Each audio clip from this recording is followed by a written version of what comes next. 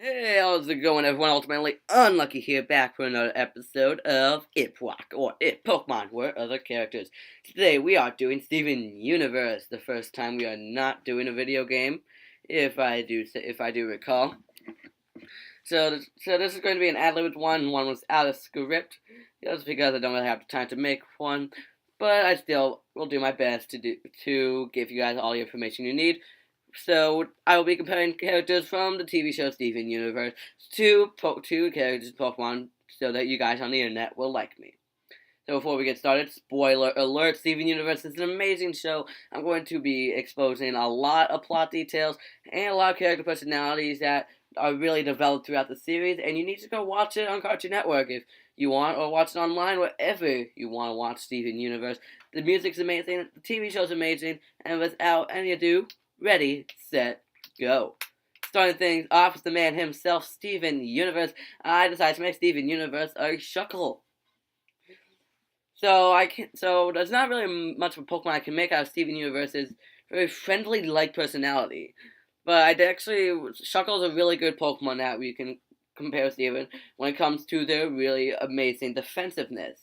Shuckle being able to use Contrary and Shell Smash to make it both its defense and special defense skyrocket among everything else, can make Shuckle a really impermeable wall. And Steven Universe has both a magic bubble and his shield. And I'm sorry about a little skip there to press the button again. But he has that magic bubble, and his shield you can see him holding to give him a really amazing defense. The bubble he'll go into at any sign of danger, or when he feels any sign of threat or someone else being in danger. And both of these two having really impermeable defense can prove that they are really similar in different terms. Next up we got Connie, like Steven's best friend in the series. And I decided to make Connie a Kadabra. Later on, really late into the series, Connie begins to take sword lessons from one of the crystal gems. And while she's still not a master, she's still fairly amazing as a sword fighter. While we've only gotten to seeing her do her sword techniques in 2 episodes. And she really could be an Alakazam. She's really intelligent as well, but she's still not fully mastered everything. So I thought the idea of being a pre-evolution in the form of a Kadabra could help set aside the fact that she still has a lot to learn, but is still a pretty intelligent person within the Steven Universe story. Next up, we got Greg Universe. Trying to get all these humans out of the way. Greg Universe is actually 2 Pokemon, Vigoroth and Slacking, because Greg takes place in 2 different parts of Steven Universe. We got the present version where we see the Greg you see before you, all suntanned as a tank top and semi-bald. And then we got the younger version of Greg, where he'll tell stories to Steven about the past, and this is really what we get to learn more about the past with the Crystal Gems and Rose Quartz, Steven Universe's mother.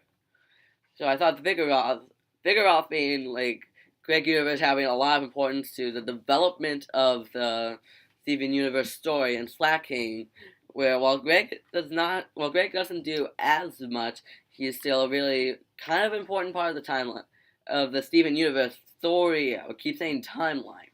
Why do I keep saying timeline? Greg will be there for Steven, and of course for his van, of course, where he does risk, as where he loves it enough, but he does risk it to keep his son safe during a Crystal Gem battle.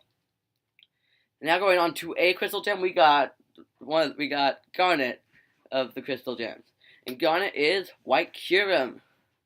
So Garnet, as both Pearl and Amethyst say, Garnet is the strongest of the 3 Crystal Gems.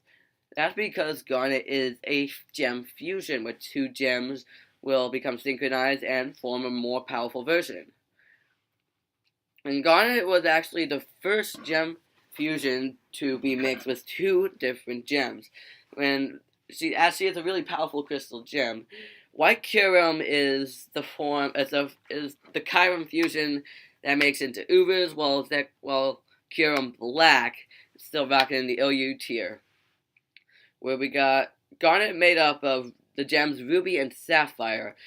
Right Kyurem is made up, of course, Kyurem and Reshiram.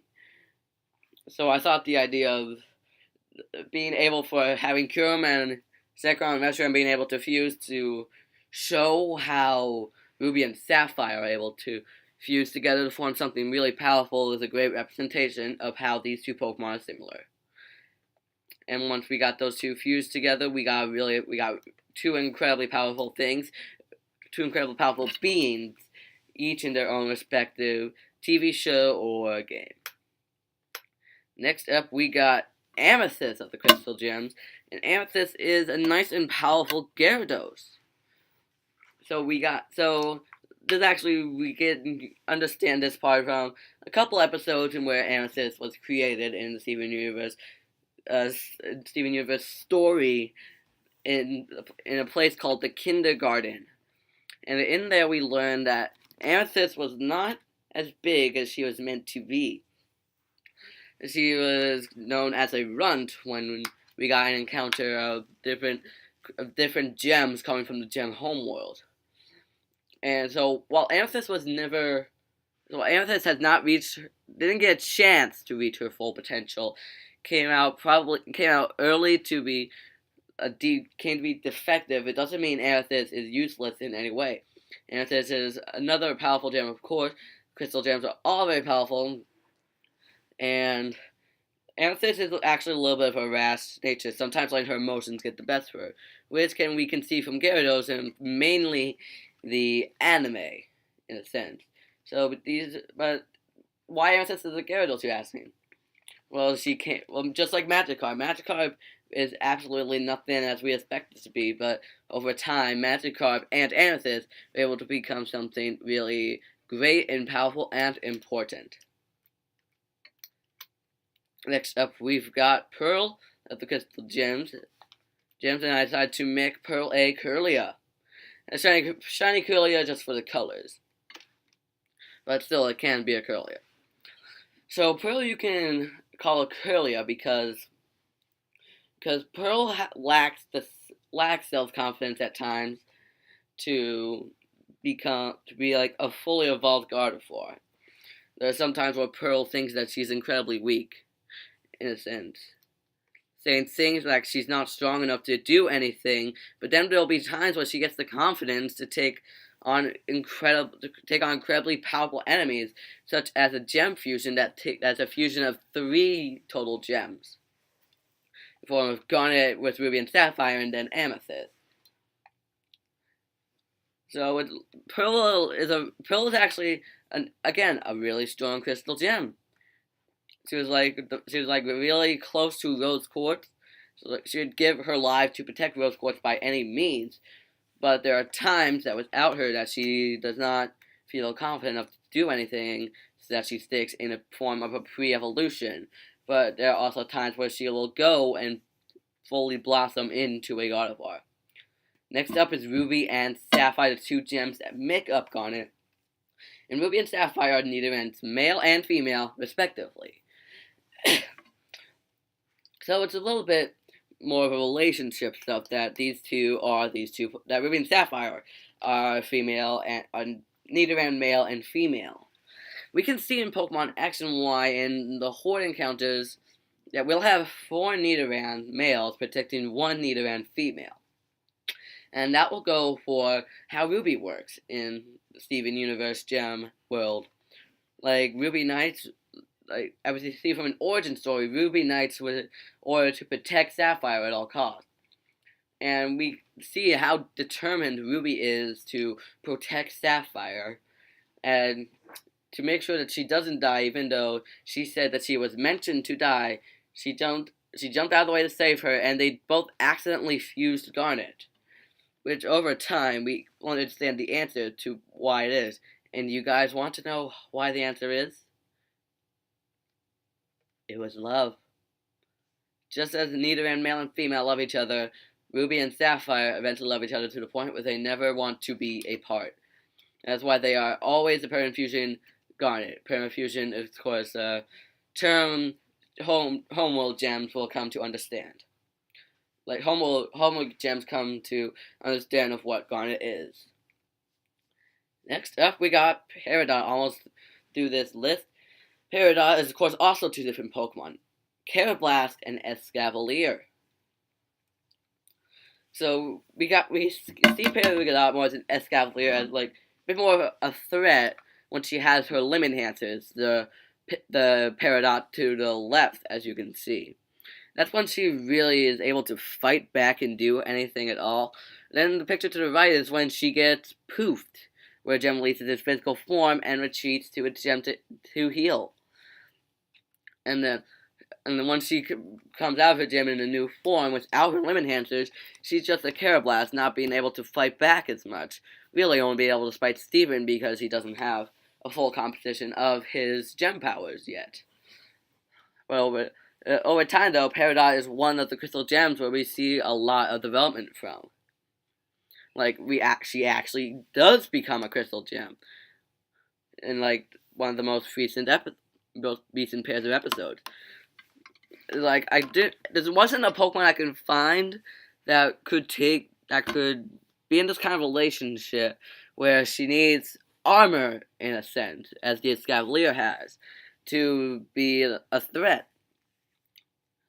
And then also the Pokemon that would be able to have immense knowledge, be able to learn, and want to learn and want to care about certain things in its universe. So I decided to be a little bit better to go for what we can see from more of a physical standpoint. Because we don't really get much development from Peridot until she kind of retreats into a gem and becomes a Carablast, kind of in the form of de-evolving when she loses her limb enhancers. And last but not least, we've got Rose Quartz. Rose Quartz is a Mewtwo. So Rose Quartz is a Mewtwo because we don't know as much about both of these things in their respective universes as we should. Rose Quartz, we've only gotten some character and personality from a few episodes, only some cameo appearances in some episodes. Whereas Mewtwo, we actually don't know as much as well, unless we really dig deep. We have to dig deep to find out what both of these characters are truly like. We have to dig deep into past representations. Mewtwo having, those diaries in the Pokemon Mansion into Cinnabar Island, and Rose Quartz we really only get to hear about from the Crystal Gems and Greg Universe. The Crystal Gems not talking about it as much, but Greg Universe will actually share some stories with how Rose Quartz was like. So I thought the mystery that both of these two is one reason to prove why they're very similar, but there's also another thing. A friend told me that Rose Quartz, the actual gem, physical gem in the real world in the real world cannot be facellated, or where a gem can get its details. I don't have a zoomed up image, but you can see that Rose Quartz's gem is facellated, or we got some detail from it. So that means that she can't be a real Rose Quartz, is what my friend was telling me.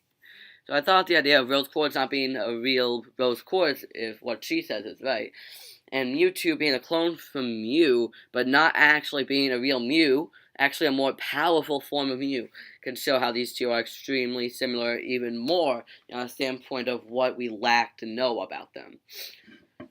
So I got no final slide for you guys to see just a little bit of a recap, but, so once again, thanks for watching, guys. I know I should be putting more of these things up. These are really hard to make, whether I write a sketch for them or not.